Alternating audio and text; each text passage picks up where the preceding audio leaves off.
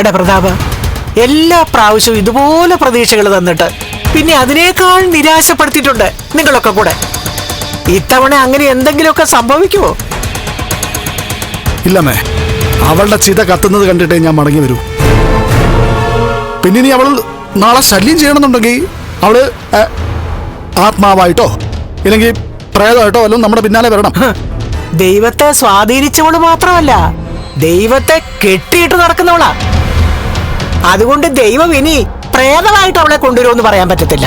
ജീവിച്ചിരിക്കുന്ന ലക്ഷ്മിയാ നമ്മൾ പേടിക്കണ്ടേ, അല്ലാതെ മരിച്ചവളെ അല്ല. അങ്ങനെ മരിച്ചവള് നമ്മുടെ പിന്നാലെ വരികയാണെന്നുണ്ടെങ്കിൽ അവളെ ഒഴിപ്പിക്കാനേ നല്ല മന്ത്രവാദികളുണ്ട് ഈ നാട്ടില്. എന്റെ ഈശ്വരാ, എങ്ങനെയെങ്കിലും ആ ലക്ഷ്മി ഒഴിഞ്ഞു പോയിട്ട് നമ്മുടെ കുഞ്ഞിന്റെ കണ്ണുനീരും തുറന്നാ മതിയായിരുന്നു.